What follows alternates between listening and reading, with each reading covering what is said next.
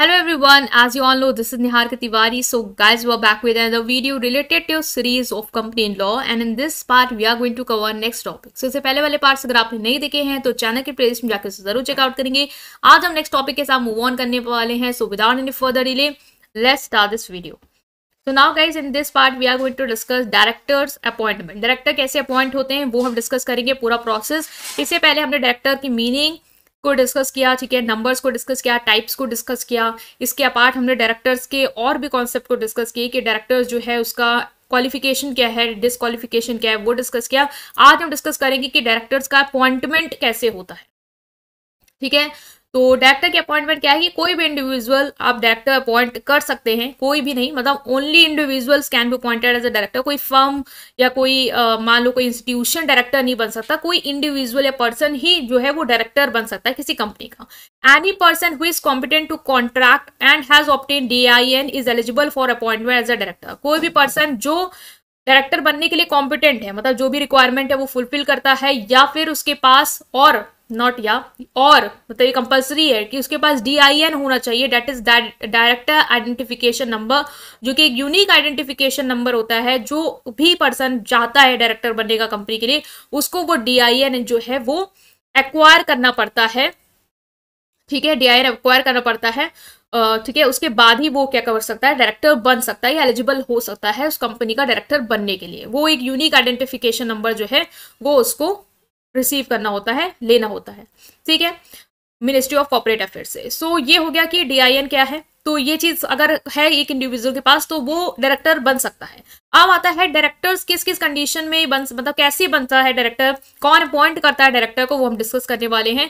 तो अलग अलग कैटेगरी में हम डिस्कस करेंगे कि फर्स्ट डायरेक्टर कैसे अपॉइंट होते हैं, शेयर होल्डर्स कैसे डायरेक्टर्स को अपॉइंट करते हैं, बोर्ड ऑफ डायरेक्टर कैसे अपॉइंट करते हैं, रेसिडेंट डायरेक्टर कैसे अपॉइंट होता है, इंडिपेंडेंट डायरेक्टर्स का अपॉइंटमेंट, और appointment of director elected by small share holder, ठीक है। तो हम डिस्कस करेंगे वन बाय वन इन सारे डायरेक्टर्स के अपॉइंटमेंट को। तो पहला है appointment of first director. First directors कैसे अपॉइंट होते हैं, ठीक है। अब ये सेक्शन 152 में दिया है। फर्स्ट डायरेक्टर क्या होते हैं, जैसे कंपनी बन रही होती है तो उसके लिए सबसे पहले जो डायरेक्टर्स बनते हैं उस कंपनी के, जो उस कंपनी के डायरेक्टर की तरह काम करेंगे, वो होते हैं आपके फर्स्ट डायरेक्टर। तो first director are usually appointed by the name in article और in the manner provided therein. मतलब कि जैसे आर्टिकल ऑफ एसोसिएशन जो है वो डॉक्यूमेंट जो है वो बनाने पड़ते हैं आपको कंपनी को रजिस्टर्ड कराने के लिए। तो उन आर्टिकल ऑफ एसोसिएशन में ही जो आपकी कंपनी के पहले डायरेक्टर की तरह रिप्रेजेंट करेंगे, आप उनका नाम लिख देते हो, ठीक है। तो where the article do not provide for appointment of first director, the subscriber to the memorandum who are individual shall be deemed to be the first director of the company until the director are duly appointed. लेकिन अगर ऐसे मतलब मान लो कोई company है जहां पे आर्टिकल्स में ऐसा सच मेंशन नहीं है कि नेम मेंशन नहीं है कि कौन फर्स्ट डायरेक्टर अपॉइंट हो रहा है या है, तो उस केस में कंपनी को फॉर्म कराने में जिन लोगों ने मदद की है या जिन्होंने मेमोरेंडम ऑफ एसोसिएशन जो है उसमें साइन किया है, उन्हीं इंडिविजुअल को हम क्या कर देते हैं, कंपनी के पहले डायरेक्टर्स की तरह अपॉइंट कर देते हैं। जब तक बाकी या रेस्ट डायरेक्टर अपॉइंट नहीं हो जाते तब तक वो एज अ डायरेक्टर क्या करेंगे, काम करेंगे। तो ये है आपका अपॉइंटमेंट ऑफ फर्स्ट डायरेक्टर का case. In case of one person company, जब एक वन पर्सन कंपनी जो भाई एक ही पर्सन है जिसने पूरी कंपनी को खड़ा किया है, तो वही क्या है एज अ फर्स्ट डायरेक्टर काम करता है जब तक बाकी डायरेक्टर अपॉइंट नहीं कर दिए जाते हैं मेंबर्स के थ्रू, ठीक है। प्रोविजंस, ये जो भी प्रोविजंस हैं सेक्शन में जो मेंशन है उसकी रिगार्डिंग। तो ये हो गया कि पहले डायरेक्टर कैसे अपॉइंट होंगे। सिंपल है, फर्स्ट डायरेक्टर या तो आर्टिकल्स ऑफ एसोसिएशन बना रहे वहां पे आप नाम लिखते हो फर्स्ट डायरेक्टर्स कौन है कंपनी के, वो फर्स्ट डायरेक्टर की तरह एक्ट करेंगे, या फिर जिन्होंने भी कंपनी की फॉर्मेशन में हेल्प की है या मेमोरेंडम एसोसिएशन में साइन जिनके इंडिविजुअल हैं, वो कंपनी के पहले डायरेक्टर की तरह काम करेंगे जब तक बाकी जो भी और रेस्ट डायरेक्टर हैं जो उनकी जगह, मान लो उनको नहीं बनना फर्स्ट डायरेक्टर, तो भाई उनकी जगह जो डायरेक्टर रेस्ट है जो काम करेंगे एज अ डायरेक्टर हमारी कंपनी के लिए आगे, जब तक वो नहीं अपॉइंट हो जाते तब तक भाई वो डायरेक्टर कंसिडर किए जाएंगे, ठीक है।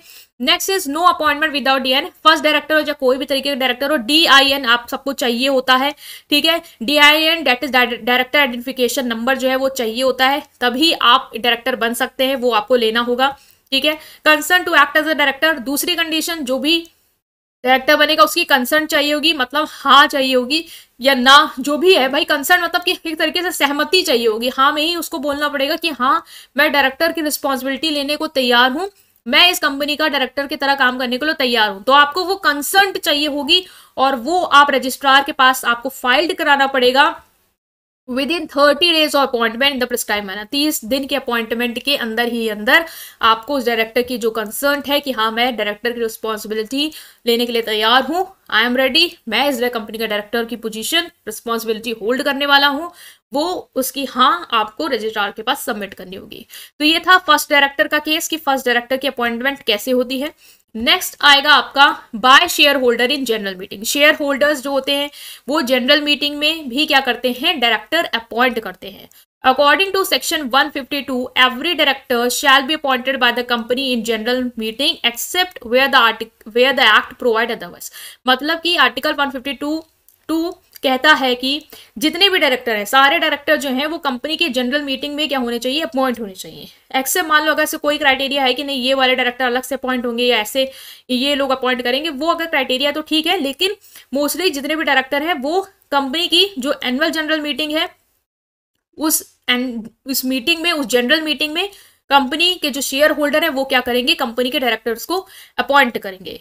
इन case of public company at least 2/3 of total number of director must be rotational director. Public company के केस में कम से कम जो 2/3 ऑफ टोटल डायरेक्टर, मान लो मैक्सिमम लिमिट 15 की है, ठीक है, तो 15 में जो 2/3 डायरेक्टर है, 2/3 15 डायरेक्टर्स का कितना होगा, मतलब कि 10 डायरेक्टर जो है, कम से कम 10 डायरेक्टर, मतलब 10 से ज्यादा हो सकते हैं, कम से कम 10 डायरेक्टर जो है वो क्या होने चाहिए, रोटेशनल डायरेक्टर होने चाहिए। रोटेशनल डायरेक्टर मतलब कि ऐसे डायरेक्टर जो एक स्पेसिफिक टाइम पीरियड के लिए अलॉट, मतलब बनाए गए हैं डायरेक्टर, मान लो 5 साल के लिए बनाए गए हैं, उसके बाद उनका जो पीरियड है वो ओवर हो जाएगा, या तो हम उन्हें रीअपॉइंट कर सकते हैं, अदरवाइज वो रिटायर हो जाएंगे, उनके जगह फिर नए डायरेक्टर आएंगे।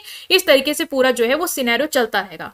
ऐसे हम अपॉइंट करते हैं टर्म के बेसिस, तो किसी का आज किया तो उसका 5 साल चलेगा, फिर किसी का अगले साल किया तो उसका 5 साल चलेगा, तो एकदम से सारे डायरेक्टर कंपनी के नहीं भागेंगे, एक स्टेबिलिटी बनी रहेगी, धीरे धीरे क्रम में सब रिटायर होंगे या अलग अलग से तरीके से रिपॉइंट होंगे या नए डायरेक्टर आएंगे, ताकि वो एक चीजें जो है वो चलती रहे, और अगर चेंज भी हमें लाना है तो वो हम लाते रहें, ठीक है, रिफ्रेश करते रहें अपने डायरेक्टर्स के रेशियो को या अपने डायरेक्टर्स के अपॉइंटमेंट को, बेसिकली अपॉइंटमेंट को, नॉट रेशियो, ठीक है।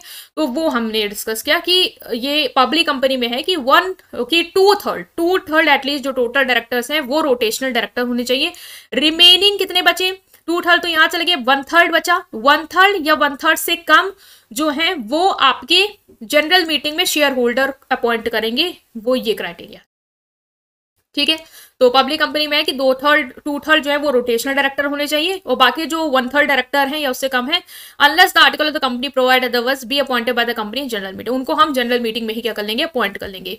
For the purpose of this subsection total number of directors shall not include independent director whether appointed under the act और other law for the time being on the board of company. और इसमें ये चीज और है कि जो total number of director, मतलब टोटल नंबर मान लो 15 है हमारे डायरेक्टर के, इसमें हमने इंडिपेंडेंट डायरेक्टर्स को इंक्लूड नहीं किया है, ठीक है, इंडिपेंडेंट डायरेक्टर्स नहीं है।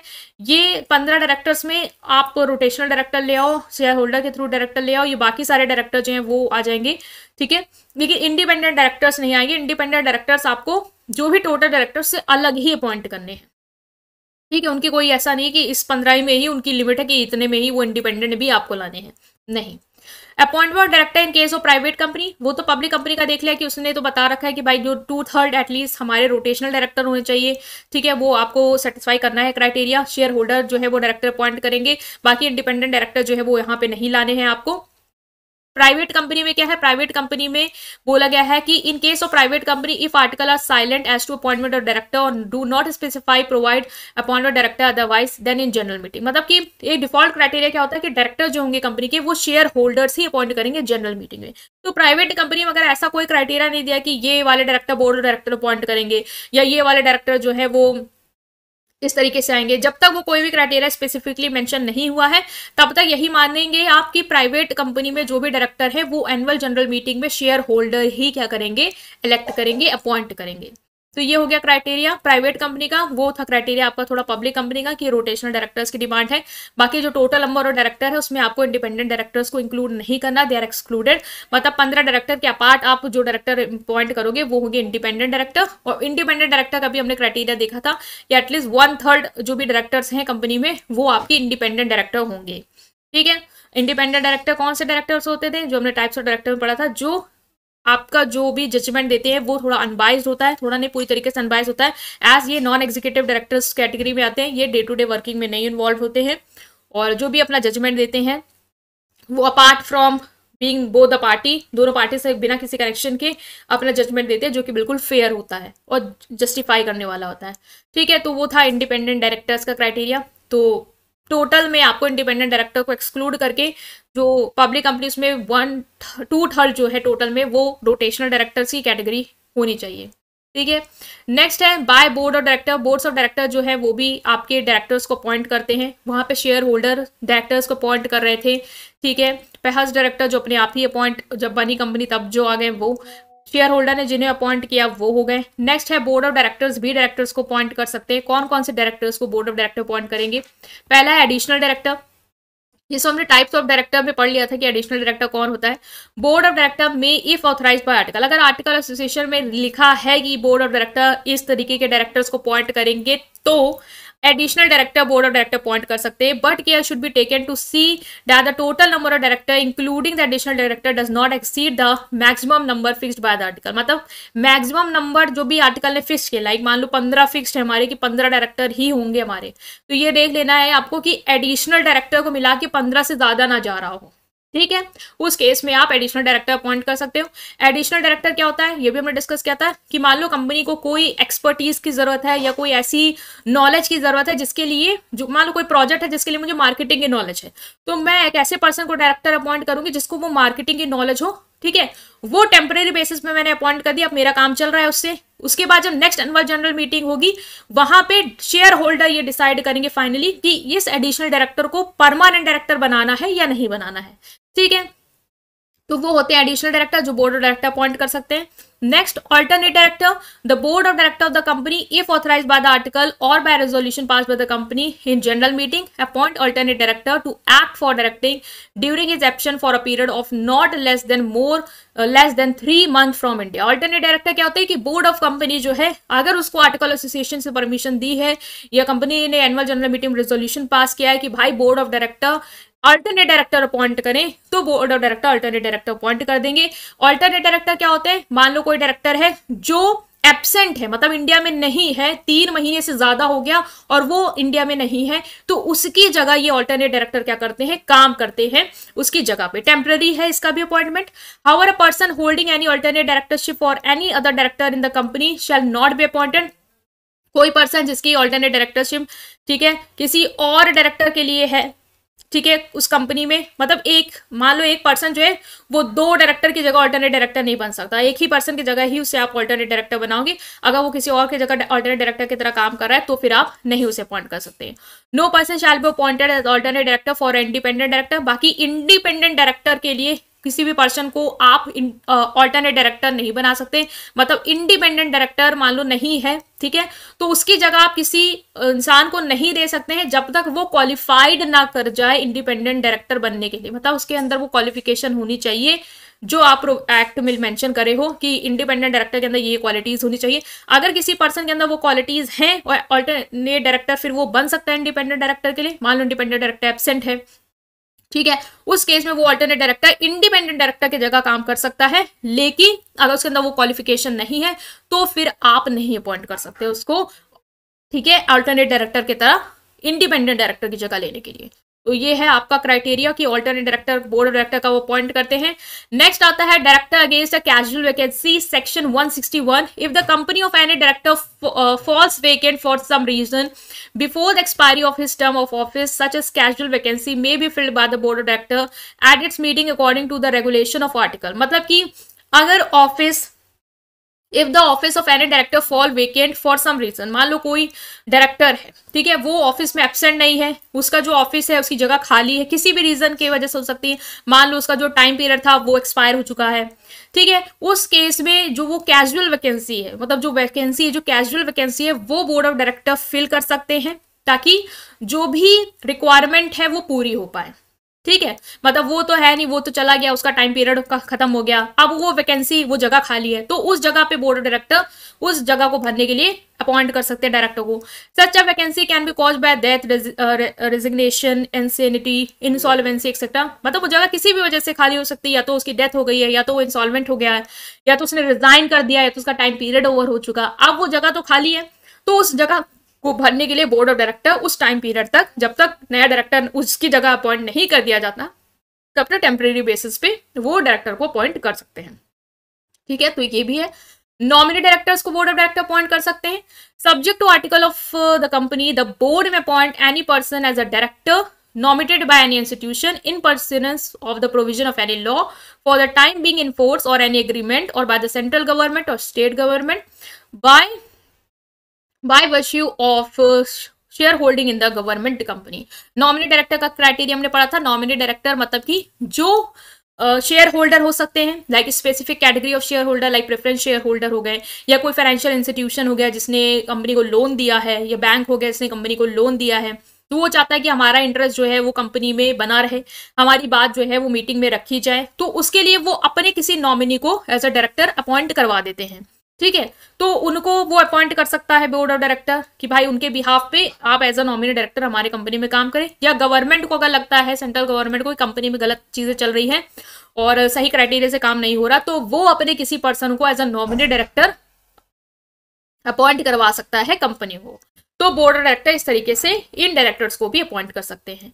नेक्स्ट आता है appointment of resident director. For the first time of the company act 2013 has introduce the concept of resident director. Sub section 3 of the section 149 provide that every company shall have at least one director who have stayed in India for the total period of not less than 182 days in the previous calendar year. Resident directors का appointment का भी concept आया है पहली बार 2013 company act के तहत। वो ये कहता है कि हर कंपनी में कम से कम एक डायरेक्टर ऐसा होना चाहिए जो इंडिया में रहा हो। कितने पीरियड के टाइम के लिए? मतलब 182 डेज से तो ज्यादा ही रहा हो। प्रीवियस कैलेंडर ईयर को अगर आप देखो तो कम से कम 182 डेज से ज्यादा वो इंडिया में ही रहा हो, मतलब इंडिया में ही रहता हो मोस्टली वो।